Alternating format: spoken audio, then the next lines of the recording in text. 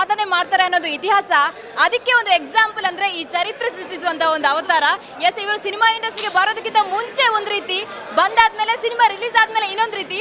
ಅವರೇ ನಮ್ಮ ರಕ್ಷಿತ್ ಶೆಟ್ರು. ಸರ್ ನಮಸ್ತೆ, ಎಂಚೋಲ್ಲರಿ ಇರು ಕಾಂಡೆ ಕುಡ್ಲ ಬತ್ತು ಒಂಜಿ ಬನ್ಸಿ ನೋಡು ಹೆಂಗೆ ಏಪಲ ಕಾಂಡೆ ಬ್ರೇಕ್ಫಾಸ್ಟ್ಗೆ. ಸೊ ಒಂಜಿ ಬನ್ಸ್ ತಿಂಡೆ ಇತ್ತೆ ನಾನೆಲ್ಲ ಒಂಜಿ ಎಂಜಿನ ಬಜಿಲ್ ತಿಂದ್ರೆ ಬಾರಿ ಮನ್ಸಿ ತಿಂದು ಮತ್ತೆ ಓಲ ತಿಕ್ಕಿದ್ಜಿ ಹೆಂಗೆ ಎಂಚನ ಮಧ್ಯಾಹ್ನ ತಿನ್ನೋದೊಂದಿಲ್ಲ.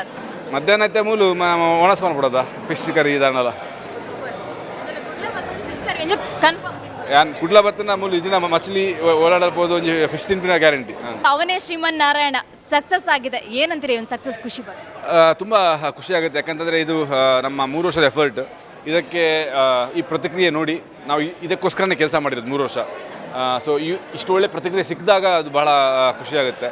ನಾವು 3 ವರ್ಷ ಕೆಲಸ ಮಾಡಿದ್ದಕ್ಕೂ ಸಾರ್ಥಕ ಅನಿಸುತ್ತೆ. ಮುಂದೆ ಹೋಗಿ ಇನ್ನೊಂದು ಒಳ್ಳೊಳ್ಳೆ ಸಿನಿಮಾಗಳು ಮಾಡಬೇಕು ಅನ್ನೋದೊಂದು ಹುಮ್ಮಸ್ಸು ಸಿಗುತ್ತೆ ನಮಗೆ. ಸರ್, ಇದೊಂದು ರೀತಿ ಅಡ್ವೆಂಚರಸ್ ಮೂವಿ, ಟ್ರೆಜರ್ ಹಂಟ್ ಥರ ಇದೆ ಸ್ಟೋರಿ.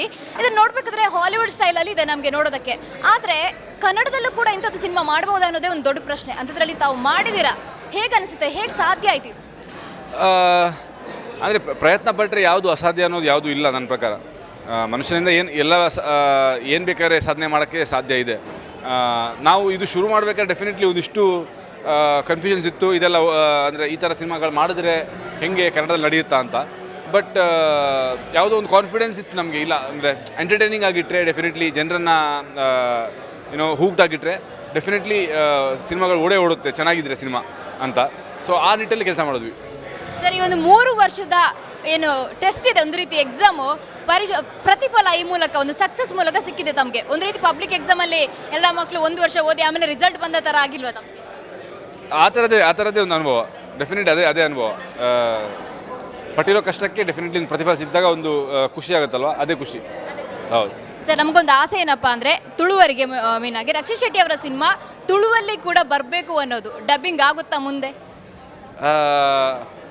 ಅಲ್ಲ, ನಾವು ನಾರ್ಮಲ್ ಡಬ್ಬಿಂಗ್ ಯಾಕೆ ಮಾಡ್ತೀವಿ ಅಂತಂದರೆ ಯಾರಿಗಾದ್ರೂ ಭಾಷೆ ಅರ್ಥ ಆಗಿಲ್ಲ ಅಂತಂದರೆ ಅದು ಭಾಷೆ ಅವರಿಗೆ ಅವ್ರ ಭಾಷೆಯಲ್ಲಿ ನಾವು ಸಿನಿಮಾ ತೋರಿಸೋಣ ಅಂತ. ನಾನು ಮುಂದೆ ಹೋಗಿ ತುಳುವಲ್ಲೇ ಸಿನಿಮಾ ಮಾಡ್ತೀನಿ ಬೇಕಿರೋ ಒಂದು.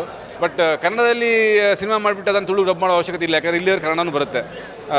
ಬಟ್ ನಂತರ ಡೆಫಿನೆಟ್ಲಿ ಒಂದಿಷ್ಟು ಸಬ್ಜೆಕ್ಟ್ಸ್ ಇದೆ which I want to do in Tulu. But ನಾನು ಮುಂಚೆನೂ ಹೇಳಿದ್ದೀನಿ, ಯಾವಾಗ ನಾನು ತುಳುವಲ್ಲಿ ಸಿನಿಮಾ ಮಾಡಿದ್ರೆ ಪೂರ್ತಿ ಕರ್ನಾಟಕ ಅದು ತುಳುವಲ್ಲಿದ್ದರೂ ಪರವಾಗಿಲ್ಲ ನಾವು ನೋಡ್ತೀವಿ ಅಂತ ಯಾವತ್ತು ಆ ದಿನ ಬರುತ್ತೋ ಆ ದಿವಸ ಒಂದು ತುಳು ಸಿನಿಮಾ ಮಾಡ್ತೀವಿ. ಹಾಗಾದರೆ ಪಕ್ಕ ತುಳುವಲ್ಲಿ ಒಂದು ಸಿನಿಮಾ ಬರುತ್ತೆ?